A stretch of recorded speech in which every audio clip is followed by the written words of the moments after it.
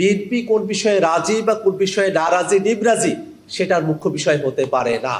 সংস্কারের বিষয়গুলোকে কি তাহলে বিএনপি দেশ এবং জাতির জন্য নেতিবাচক মনে করে জনগণের কাছে নিয়ে গিয়েছে এবং জনগণ যে সিদ্ধান্ত দেবে সেটা আমরা মেনে নেব, এই কথার ভিত্তিতেই তো গণভোটটা হয়েছে। সংস্কার, গণভোট অর্থাৎ এই হাল আমলে একটা বিষয় শুধু জানিয়ে রাখা দরকার মনে করি, স্বরাষ্ট্রমন্ত্রী যেমনটা বলেছেন যে সংস্কারের বাহানায় যদি নির্বাচনটা হতে দেওয়া না হয়, সে কারণে তারা জুলাই সনদে স্বাক্ষর করেছেন, অনেক কথা বলতে চেয়েও তারা বলেন নাই। জিনিসটা এখন উল্টে গেছে। বাস্তবতা হলো ক্ষমতার বাহানায় বিএনপি সরকার আর সংস্কার করতে চায় না।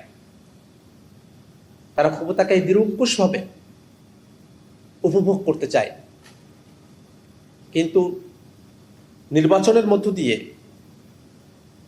নির্বাচিত প্রতিনিধিত্বের উপরে যে দায়িত্ব অর্পিত হয় সেটাকে ক্ষমতার দৃষ্টিতে দেখার যে মানসিকতা, সেখান থেকে তারা এখনো বের হয়ে আসতে পারেননি। তারা বারংবার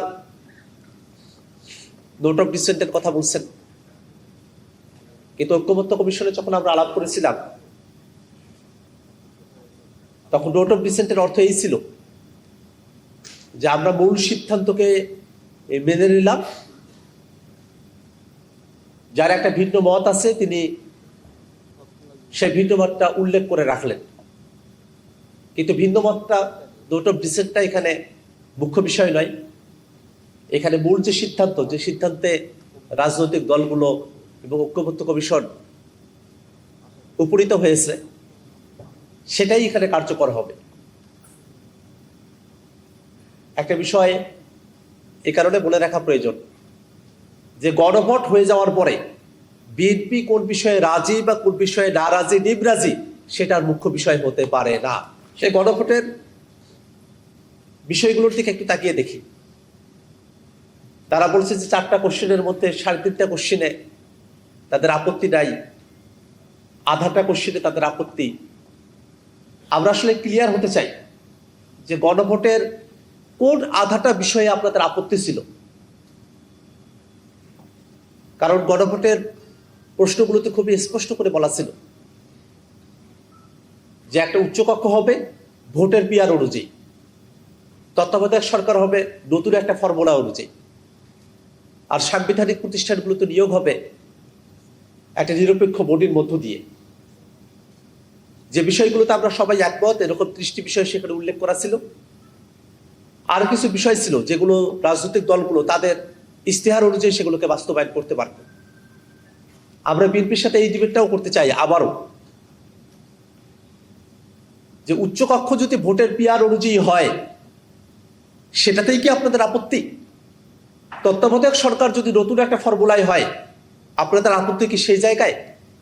সাংবিধানিক প্রতিষ্ঠানগুলো সেটা একটা নিরপেক্ষ বডির মধ্য দিয়ে নিয়োগ হবে, আপনাদের আপত্তিটি কি সেই জায়গায়? সেটা খোলাসা হওয়া প্রয়োজন। মানুষ যখন কোনো একটা কাজ নিজে বাধ্য হয়ে করেছে বলে মনে করে, তখন সেই কাজটা বা তার আউটকাম যেটা, সেটাকে তারা নেতিবাচক ধরে নিয়ে এই কথাটা তারা বলে। প্রশ্ন তো এখন দাঁড়িয়ে যায়, সংস্কারের বিষয়গুলোকে কি তাহলে বিএনপি দেশ এবং জাতির জন্য নেতিবাচক মনে করে? আমরা তো বিএনপির সাথে দীর্ঘ সময় ধরে ঐক্যমত্য কমিশনে আলোচনা করেছি, এবং এক একটা দলের এক একটা মত, সবাই মিলে যদি আমরা একমত হতে পারতাম তাহলে তো গণভোটেরও প্রশ্ন আসার কথা ছিল না। আমরা সবাই একমত হয়ে যেতাম, ঐক্যমত্য কমিশনের সিদ্ধান্তটাই কার্যকর হয়ে যেত। আমরা সবাই একমত হতে পারি না, এই জন্যই তো আমরা আমাদের কোশ্চেনগুলোকে জনগণের কাছে নিয়ে গিয়েছি এবং জনগণ যে সিদ্ধান্ত দেবে সেটা আমরা মেনে নেব, এই কথার ভিত্তিতেই তো গণভোটটা হয়েছে। যে সংবিধানের সাথে সম্পর্কিত বিষয়গুলো বেসিক স্ট্রাকচারকে ভায়োলেট করে যায়, বিদ্যমান যে বেসিক স্ট্রাকচার তার সঙ্গে সাযুজ্যপূর্ণ হয় না, আমরা অনেক দূর এগিয়ে যাওয়ার কথা বলছি, তখনই প্রশ্নটা এসেছিল সংসদের মাধ্যমে সংশোধনী আর গণপরিষদের মাধ্যমে নতুন সংবিধান এর মাঝামাঝি একটা আইডিয়ার ব্যাপারে আমরা একমত হই।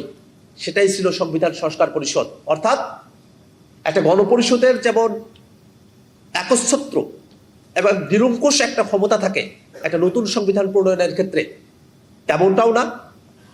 আবার সংবিধান সংশোধনী করার যে লিমিটেড ক্ষমতা থাকে সংসদের, সেটাও না।